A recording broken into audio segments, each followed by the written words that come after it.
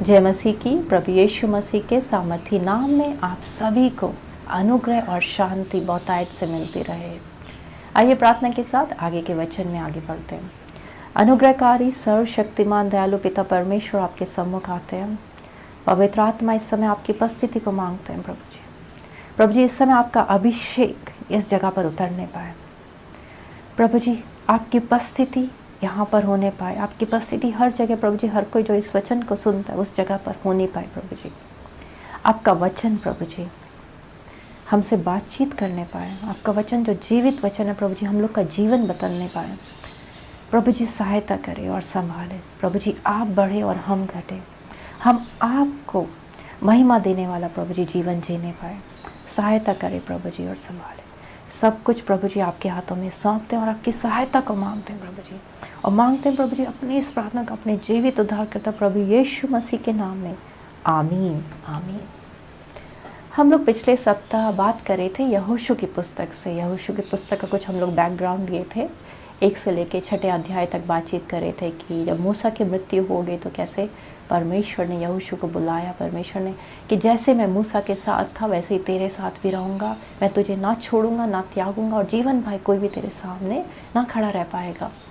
जैसे परमेश्वर ने प्रतिज्ञा की थी यहोशू के साथ, और उसके बाद हम लोग देखने पाए कैसे इजरायली लोग जो थे यरीहो का नगर को लेने पाए थे। और यरीहो का नगर के बारे में आप जानते हैं कि कैसा नगर था। हम लोग बातचीत कर रहे थे कि बहुत ही ज़्यादा उसकी स्ट्रॉन्ग शहर बना थी, और कि उस कनान देश को लेने से पहले उन्हें यरीहो का नगर लेना था। यरीहो का नगर जो लेना जो थे एकदम उनके सामने एक इम्पॉसिबल जैसा मिशन था, बट परमेश्वर ने उनके लिए पॉसिबल किया। उन लोग को एक उंगली तक ना उठानी पड़ी। उन लोग ने जय जयकार करी जैसे परमेश्वर ने कहा। हम लोग बातचीत कर रहे थे और आप जानते अपने में एक बहुत ही बड़ी सी ये परमेश्वर का आश्चर्य कर्म है, कैसे उन लोग ने यरीहो को ले लिया था। कि जैसा परमेश्वर ने उनको बोला कि प्रीस्ट लोग कुछ करेंगे, हथियारबंद लोग कुछ करेंगे, चक्कर काटेंगे। पहले 6 दिन तक एक चक्कर काटेंगे, फिर 7वें दिन जो है 7 चक्कर काटेंगे, और सब लोग एक साथ जब जय जयकार करेंगे तो जो दीवार थी वो गिर गए। उन्हें उसको ले लिया, और परमेश्वर ने उनको बोला था कि क्या करना, कि उस नगर में जो कुछ है वो क्या हो, कि वो मेरे लिए अर्पण की वस्तु ठहरे। आप के लिए मैं फिर से वो वर्सेस पढ़ दूँगी क्योंकि वो बहुत ही इम्पॉर्टेंट है। कि जो हमें मिलती है यहोशू की पुस्तक उसका 6 अध्याय उसका 17 से लेके 19वीं वर्ष इस प्रकार से कि परमेश्वर यहोवा ने उनको एक वेरी क्लियर इंस्ट्रक्शन दी थी। बहुत ही साफ उनको निर्देश दिए थे, जबकि तुम यरीहो का नगर लो तो तुमको उस नगर में क्या करना है, कि और नगर में जो कुछ उसमें है, कि उस नगर में जो कुछ उसमें वह यहोवा के लिए अर्पण की वस्तु ठहरेगी। केवल राहाब वेश्या और जितने उसके घर में होवे जीवित छोड़े जाएंगे, क्योंकि उसने हमारे भेजे हुए दूतों को छिपा रखा था। और तुम अर्पण की हुई वस्तुओं से सावधानी से अपने आप को अलग रखो। ऐसा ना हो कि अर्पण की वस्तु ठहरा कर पीछे उसी अर्पण की वस्तु में से कुछ ले लो, और इस प्रकार इजरायली छावनी को भ्रष्ट करके उसे कष्ट में डाल दो। सब चांदी सोना और जो पात्र पीतल और लोहे के हैं वे यहोवा के लिए पवित्र हैं और उसी के भंडार में रखे जाए। परमेश्वर ने उनको एक निर्देश दिए थे कि जब तुम यरीहो का नगर लो तो तुमको क्या करना है, कि राहाब का घर छोड़ देना, जीवित छोड़े जाए, और जो कुछ उस नगर में जो भी है वो परमेश्वर यहोवा के लिए अर्पण की वस्तु मानी जाए, और उससे अपने आप को अलग रखना, उससे कुछ ले ना लेना। अगर तुम ऐसा लोगे तो पूरी छावनी को तुम क्या भ्रष्ट करके उसे कष्ट में डाल दोगे। जो चांदी सोना जो पात्र पीतल और लोहे के वो परमेश्वर यहोवा के लिए पवित्र उसी के भंडार में रखे जाए। तो हम लोग इन चीज़ों को देखे थे कि कैसे उन्होंने यरीहो का नगर लिया, और आगे चल के अब उनके सामने नेक्स्ट उनको जो लड़ाई लड़नी थी, नेक्स्ट जो जगह लेनी थी वो था ए का नगर। ए के नगर से पहले भी जैसा उन्होंने यरीहो के समय में किया था कि 2 दूत भेजे जो राहाब वेश्या के यहाँ पे छिपे और उस नगर का हाल लेके उसके बाद उन्होंने लोग भेजे। तो उसी प्रकार से कि उन्होंने क्या कहता है, एक के नगर के लिए उन्होंने सोचा कि जो चीज़ हमने ये यरीहो के नगर के लिए कि 2 दूत भेजते हैं और वो कुछ जो हाल लेके आएंगे वो हमें बता देंगे। तो उसी प्रकार से वो करते हैं। तो हम लोग जो आज का जो मेन टॉपिक रहेगा वो हम लोग का रहेगा आकान गपा, जो कि हमें यहोशू की पुस्तक उसका 7वां अध्याय में मिलता है। पूरा अध्याय जो है उसी के बारे में बातचीत करता है। और एक चीज़ मैं आपको बताना चाहूँगी कि बाइबल में जो है बहुत सारी ऐसी चीज़ें हैं, अगर आप इतिहास की पुस्तक पढ़े, राजाओं की पुस्तक पढ़े, उसमें आप देखेंगे कि जो यहूदा इज़राइल सबके राजा हुए, तो उन राजाओं ने अपने जीवन में बहुत कुछ किया, बहुत सारी चीज़ें की जो यहोवा की दृष्टि में बुरी थी, और उसके चलते उनको पराजय का सामना करना पड़ा। उसके चलते उनके जीवन में बहुत कठिनाई आई और कैसे आई। सो बाइबल हम लोग को बहुत सारी चीज़ें सिखाती हैं। अगर आप रोमियो की पुस्तक उसका 15वां अध्याय उसकी 4थी वर्ष पढ़ेंगे, उस प्रकार से कि जितनी बातें पहले से लिखी गई वे हमारी ही शिक्षा के लिए लिखी गई हैं, कि हम धीरज और पवित्र शास्त्र से प्रोत्साहन द्वारा आशा रखें। सो वो किस लिए लिखी गई? हमारी ही शिक्षा के लिए लिखी है। इस विश्व में बहुत कुछ है, हर चीज़ हम लोग को नॉलेज प्रदान करती है, पर अगर हम विश्व से सीखेंगे, वर्ल्ड से सीखेंगे, तो हम अच्छा भी सीख सकते हैं, बुरा भी सीख सकते हैं, क्योंकि उसमें सब कुछ है, अच्छा बुरा सब कुछ है। पर अगर हम परमेश्वर के वचन से सीखेंगे तो एक चीज़ निश्चिंत है कि हम लोग भला ही सीखेंगे, हम लोग अच्छा ही सीखेंगे। हम लोग अपने बच्चों को स्कूल भेजते हैं कि वो अच्छी चीज़ें सीख के आएँ, पर बहुत बार जैसी कंपनी जैसा उनको मिलता है, बहुत बार गलत चीज़ें भी सीखते हैं बुरी संगति में, तो हम लोग को उनको करेक्ट करना पड़ता है। हम कैसे करेक्ट करते हैं? परमेश्वर के वचन के द्वारा। हम लोग कैसे जानने पाएंगे क्या भला है क्या बुरा है? परमेश्वर के पास इस बाइबल में बहुत सारे लेसन्स हैं, बहुत सारी सीख है, जो हम बहुत लोगों ने, जिन्होंने परमेश्वर की नहीं मानी और किया, कैसे उनके जीवन में और उनके परिवार के जीवन में कठिनाई और मुसीबत आई। तो उससे हम लोग सीख सकते हैं कि वो गलतियाँ जो उन्होंने करी वो हम ना सीखें।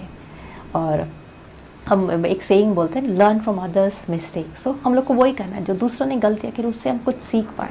सो आज हम लोग सीखेंगे आकान के जीवन से, कि आकान के जीवन से हम लोग क्या सीख सकते हैं। सो हम लोग चलते हैं यहोशू की पुस्तक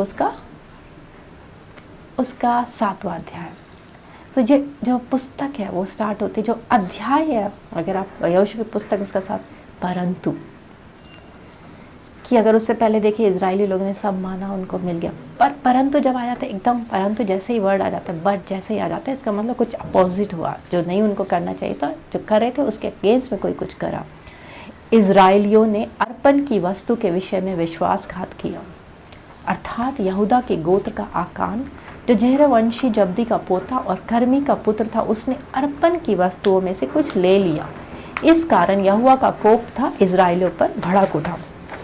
सो यहाँ पे हम लोग क्या देख सकते हैं कि किसने विश्वासघात किया। यहाँ पे बाइबल हम लोग को क्या सिखाती है?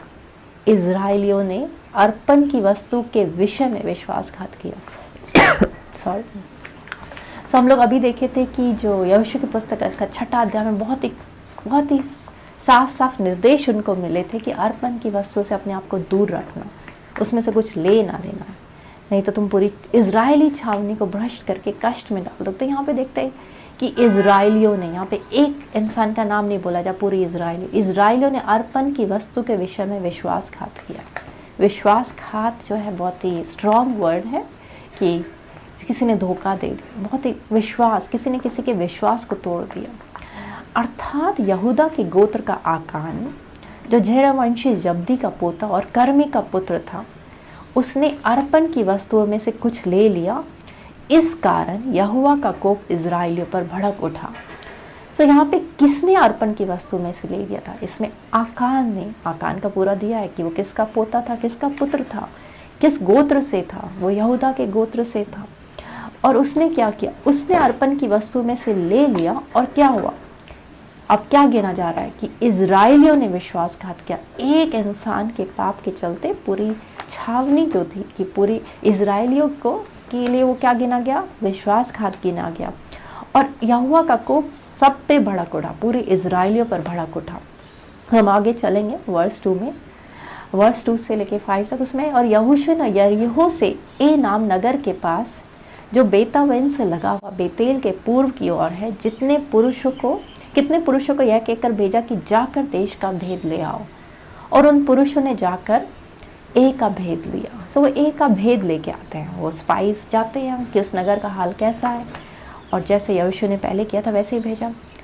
और वो लोग आके क्या इन्फॉर्मेशन देते हैं, क्या बताते हैं? और उन्होंने यहोशू के पास लौट कर कहा, सब लोग वहाँ ना जाए, बोल रहे हैं कि सब लोग वहाँ ना जाए, कोई 2 या 3 हजार पुरुष जाकर एक को जीत सकते हैं। सब लोगों को वहाँ जाने का कष्ट ना हो, क्योंकि वे लोग थोड़े ही हैं।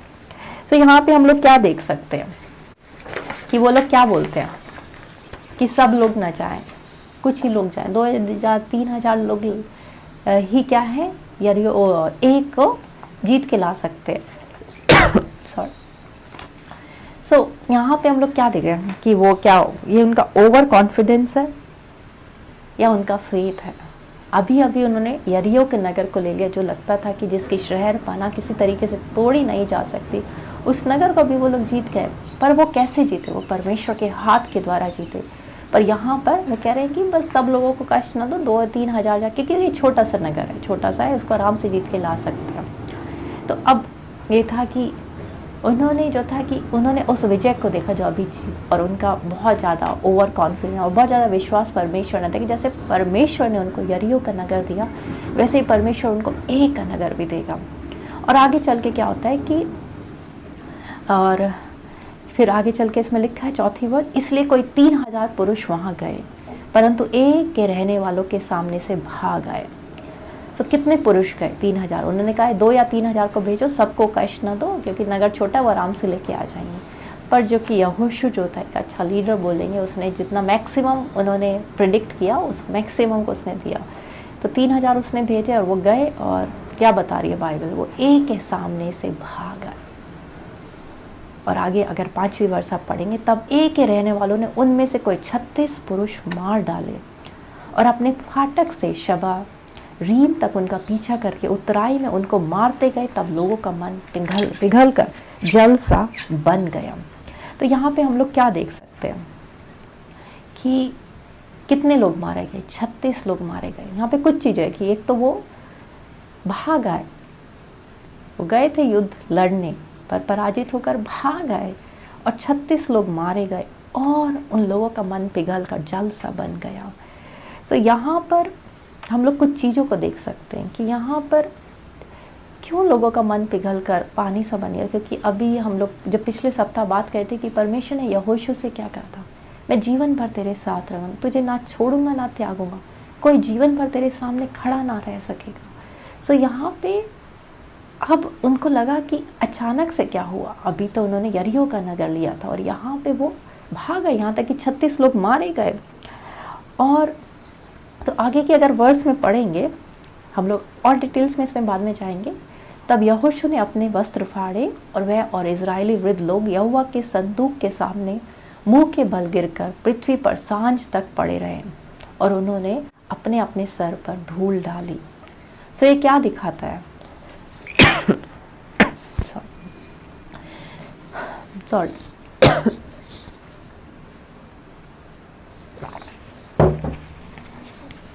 ये उनका दीन होना दिखाता है। इनको दिखाता है कि परमेश्वर के सामने वो क्या कर रहे हैं, एक विलाप, एक तरह का विलाप कर रहे हैं परमेश्वर के सामने कि उन्होंने अपने वस्त्र फाड़े और इजरायली वृद्ध लोग यहोवा के संदूक के सामने मुंह के बल गिरकर पृथ्वी पर सांझ तक पड़े रहे, और उन्होंने अपने सर पर धूल डाली। यहाँ पे एक तरह का शोक मनाया जा रहा है, एक तरह का एक तरह का शोक मनाया जा रहा है। एक तरह से वो परमेश्वर के सामने अपने आप को दीन करके कि ऐसा क्या हो गया, मतलब क्यों हम लोग को पराजय का सामना करने पड़ा है। अगर जो लोग युद्ध लड़ते हैं या इतना हम लोग देखते हैं तो ये नॉर्मल होता है, दोनों साइड की पार्टी में लोग मारे जाते हैं और कई बार जीतते कई बार हारते हैं। बट यहाँ पे ऐसा नहीं है। यहाँ पे परमेश्वर ने कहा था जीवन भर तेरे सामने कोई खड़ा ना रह सकेगा, मैं तुझे ना छोड़ूंगा ना त्यागूंगा। ये सारे नगर जिसकी प्रतिज्ञा मैंने तेरे पूर्वजों को देने की है तुम्हें दूंगा, इजराइलियों को दूंगा। तो यहाँ पे उनको लगा वाकई में कुछ गलत है क्योंकि हम युद्ध हार गए। तब यहोशू ने कहा, हाय प्रभु यहोवा, तू अपनी इस प्रजा को यरदन पार क्यों ले आया? क्या हमें एमोरियों के वश में करके नष्ट करने के लिए ले आया है? भला होता कि हम संतोष करके यरदन के उस पार रह जाते। हाय प्रभु, मैं क्या कहूँ जब इजराइलियों ने अपने शत्रुओं को पीठ दिखाई है, क्योंकि कनानी वरनिश देश के निवासी यह सुनकर हमको घेर लेंगे और हमारा नाम पृथ्वी से मिटा डालेंगे। और फिर तू अपने बड़े नाम के लिए क्या करेगा? तो यहाँ पे यहोशू जो है अपना पूरा हृदय परमेश्वर के सामने प्रकट करता है। यहाँ पे एक चीज़ देख सकते हैं, जब कुछ गलत हुआ इजरायली लोग जब हार गए, तो यहोशू ने जो किया वो बेस्ट है कि वो कहीं और नहीं गया, परमेश्वर यहोवा के सामने गया।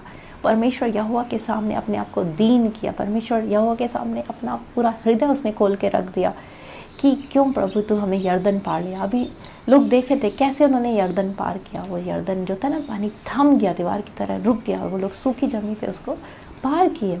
तो कैसे परमेश्वर लेके आया, बड़े हाथ के द्वारा उनको लेके आया। और अब यहाँ पे कि जब बाकी लोग सुनेंगे कनान देश के कि ये तो हार गए, ये तो भागे, वो आके उन्हें नष्ट कर देंगे। और अगर आप लोग यरीहो के बारे में पढ़ रहे थे, तो उसमें था कि यरीहो के लोगों का मन क्या था, बहुत कच्चा हो रखा था, बहुत डरे हुए थे कि इनका परमेश्वर इनको विजय दिलाता है, इनके साथ साथ चलता है। तो यहाँ पे जब ए से वो हार के आए होंगे, तो ए के लोगों को लगा होगा कि हम इनसे जीत गए, इनका परमेश्वर इनके साथ नहीं, या हमारा ईश्वर ज़्यादा ताकतवर है, जो भी। तो उन लोग को लगाओ, और बाकी लोग भी इससे उनको हिम्मत बढ़ी होगी कि हाँ, इनको तो हरा सकते हैं हम लोग।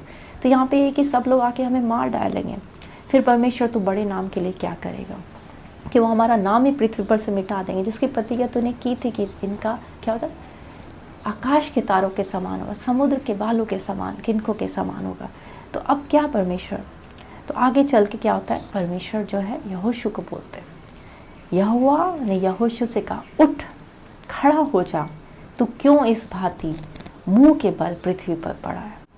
इजराइलियों ने पाप किया है, और जो वाचा मैंने उनके साथ बंधाई थी उसको उन्होंने तोड़ दिया है। उन्होंने अर्पण की वस्तुओं में से ले लिया, और वरन चोरी भी की, और छल करके उसको अपने सामान में रख लिया है। तो परमेश्वर यहोवा क्या बोलते हैं यहोशू का कि उठ, तू क्यों भूमि पर पड़ा है इस मुंह के बल, अब खड़ा हो जा। परमेश्वर बताते क्या कारण है, कारण क्या था, किसने पाप किया। क्या परमेश्वर बोल रहे हैं आकान ने पाप किया, यहाँ पे बोल रहे नहीं, इजराइलियों ने पाप किया है। और जो वाचा मैंने उनसे अपने साथ बंधाई थी, उन्होंने उसको तोड़ दिया। उन्होंने मेरी कवनन को, मेरी वाचा को उन्होंने तोड़ दिया, मेरी वाचा को उन्होंने तुच्छ जाना है। परमेश्वर ने उनको बोला था, कि निर्देश दिया था उस अर्पण की वस्तुओं में से कुछ ना लेना। पर यहाँ पे बोल रहे कि उन्होंने अर्पण की वस्तुओं में से ले लिया, वरन चोरी भी की, और छल करके अपने सामान में रख लिया।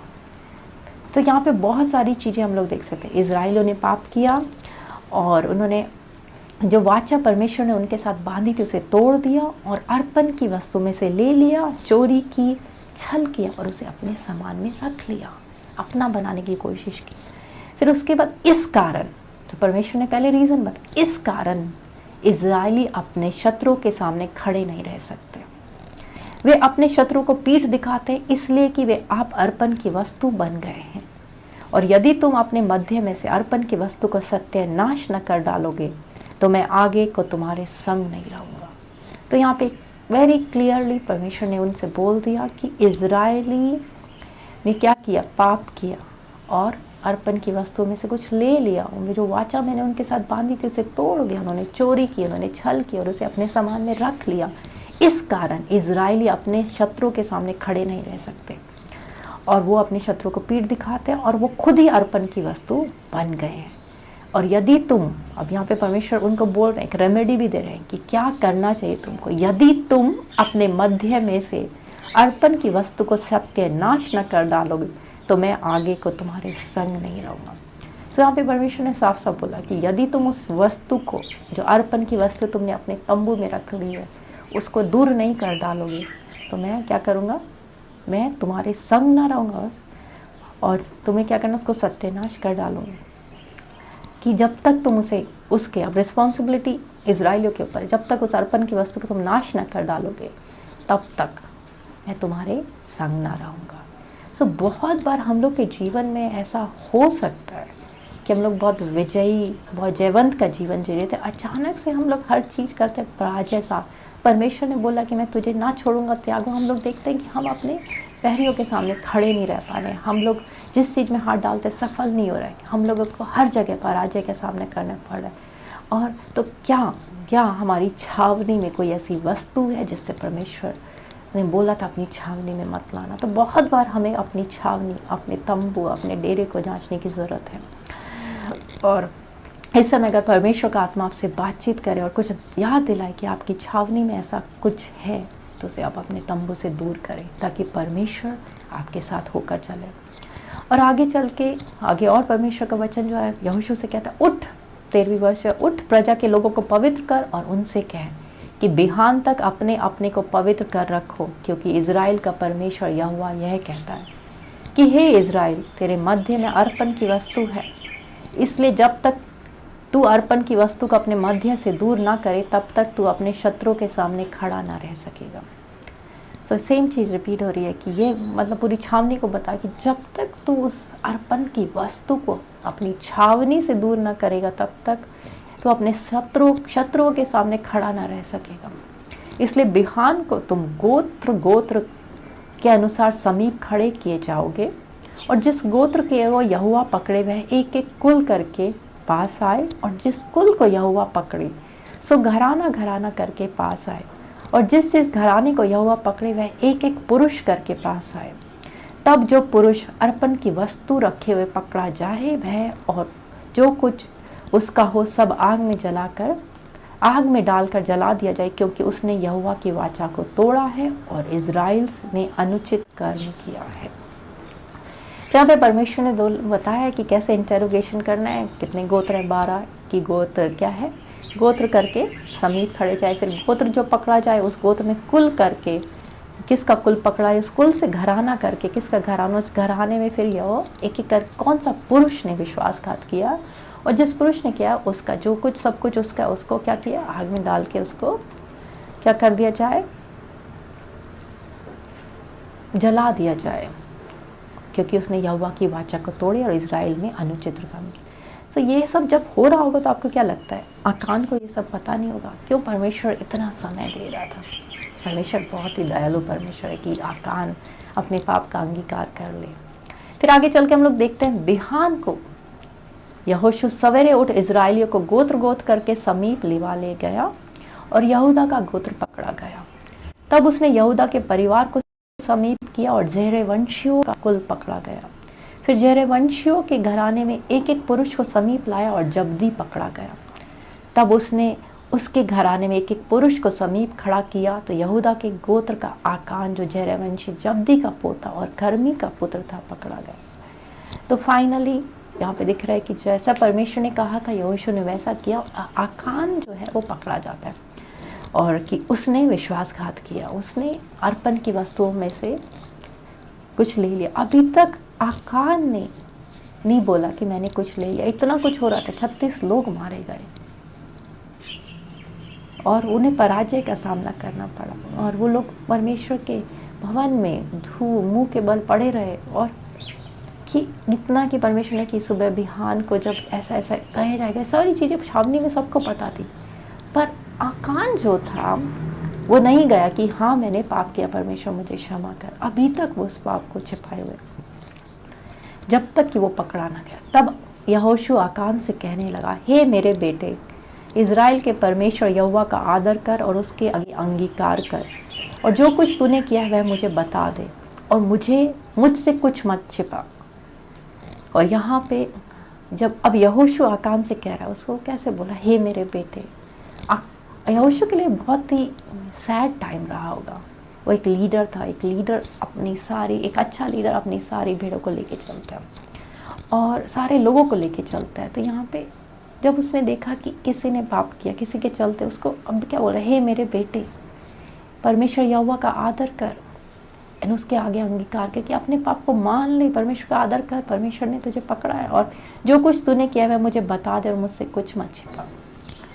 सो आकान पकड़ा गया और उससे यहोशू बोल रहा है कि कन्फेस योर सिंस, कि अपने पापों को अब मान ले, अपने बता दे तूने क्या गलत किया है।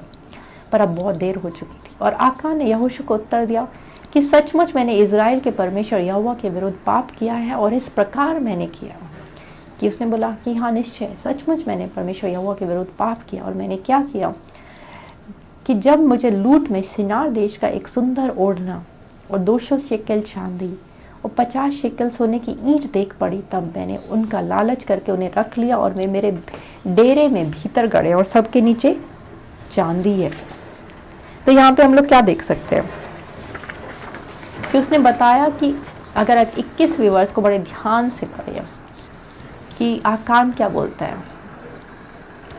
जब मुझे लूट में शिनार देश का सुंदर ओढ़ना, बेबीलोनियन गारमेंट जिसको बोलेंगे, और 200 शेकेल चांदी और 50 शेकेल सोने की एक ईंट देख पड़ी, तब मैंने उनका लालच करके उन्हें रख लिया और मेरे डेरे के भीतर भूमि में गड़े हैं और सबके नीचे चांदी।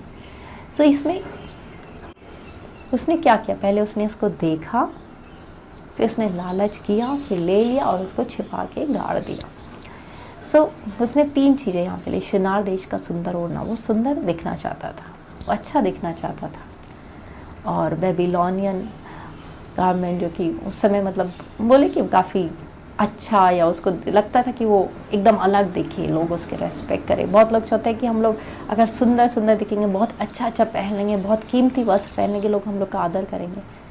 पर लोग हो सकता है शायद आपका आदर करें, पर परमेश्वर की नज़र में परमेश्वर आपको किस तरह से देखता है ये मायने रखता है। परमेश्वर हृदय को जांचता है। शिनार देश का एक सुंदर ओढ़ना, 200 शेकेल चांदी और 50 शेकेल जो ईंट उसने ले ली। और पहले उसने देखा। बहुत बार क्या होता है कि देखने के थ्रू पाप कहते हैं कि डिज़ायर्स, कि अगर हम देखें आदम हवा के समय, जो उत्पत्ति के समय हवा ने उस फल को देखा और उसने उसे वो अच्छा लगा, खाने योग्य लगा, उसे खा लिया। दाऊद के विषय में हम जानते हैं, वो छत पर जब उसने बतशीबा को देखा और देख के वो उसने उसे अपना करने का चाहा और कैसे वो पाप में गिरा गया। हम लोग बहुत बार हम लोग को बहुत केयरफुल रहने की ज़रूरत है कि हम लोग क्या देखते हैं। जो हम देखते हैं फिर हम उसकी डिज़ायर करने लगते हैं। हम गलत चीज़ों का ना देखें और गलत डिज़ायर ना रखें, क्योंकि वो पाप को जन्म देती। तो छोटे में या संडे स्कूल में आप लोग गाना सीखेंगे, खबरदार छोटा आँख क्या देखता, क्योंकि तेरा बाप आसमान से नीचे देखता प्यार से, खबरदार छोटा। तो इसी प्रकार से आपकी आंखें इस समय क्या देखती है, क्योंकि परमेश्वर पिता आपको देखता है। आपकी आंखें इस समय कहाँ लगी है। कई बार हम लोग अपने सामने बाइबल तो खोल के रख सकते हैं, पर हमारी आंखें बाइबल के वचन पे नहीं, कहीं और ही लगी रहती है, हमारा हृदय कहीं और ही रहता है। तो परमेश्वर जो है आपको देखता है, उससे कुछ छिपा नहीं है। और फिर उसने देखा और देख के उसने लालच किया। तो लालच जो है क्या होता है, सब पाप की जड़ बोल सकते हैं उसे, सब बुरी चीज़ की जड़ है। लालच करके उसने इसे रख लिया और उसे छिपा दी। उसे लगा वो परमेश्वर से छिपा सकता है। कई बार हम लोग को भी लगता है कि हम कुछ पाप करते हैं, हम लोग किसी को नहीं बताएंगे, अपने हृदय में छिपा के रखेंगे, कुछ ऐसी चीज़ को छिपा के रख लेंगे, कोई नहीं जानता, परमेश्वर सब जानता है। और आगे हम लोग देख सकते हैं कि क्या होता है, किसके चलते क्या होता है। हम लोग देख सकते हैं बहुत ही पेनफुल सा एंड है। और मैं आपके लिए वर्सेस पढ़ दूंगी। तब यहोशू ने दूत भेजे और वे उस डेरे में दौड़े गए और क्या देखा कि ये वस्तु उसके डेरे में गड़ी है और सब के नीचे चांदी। जैसा आकान ने कहा उसी प्रकार से वस्तु उन्हें मिल गई। उन्होंने डेरे में से निकाल कर यहोशू और सब इजराइलियों के पास यहोवा के सामने रख दिया। तब सब इजराइलियों समेत यहोशू जेरवंशी आकान को और उस चांदी और ओढ़ने और सोने की ईंट को और बेटे बेटियों को और उसके बैलों, गधों और भेड़ बकरियों को और उसके डेरे को, निदान जो कुछ उसका था, उन सब को आकान नाम तराई में ले गए। जहाँ पे आप देख सकते हैं आकान क्या था, गरीब था। परमेश्वर ने उसको सब कुछ दिया था कि उसके पास सब कुछ था, बेटे बेटियाँ, बैल, गधे, भेड़ बकरियाँ। पहले जो किसी का अगर स्टेटस की फाइनेंशियल स्टेटस कैसा, इन चीज़ों से नाम उसके इसमें नहीं लिखा। बैलों, गधों, भेड़ बकरियाँ उसके पास बहुत थी। और जो था उसके पास सब कुछ था, उसको उस चीज़ों की ज़रूरत नहीं थी। बहुत बार हम लोग के जीवन में सब कुछ होता है, परमेश्वर ने सब कुछ दिया है, पर फिर भी हम लोग लालच करके कुछ ऐसा ले आते हैं जिससे परमेश्वर को महिमा नहीं मिलती है। और कहाँ सब आकार नाम तराई में रख दिया।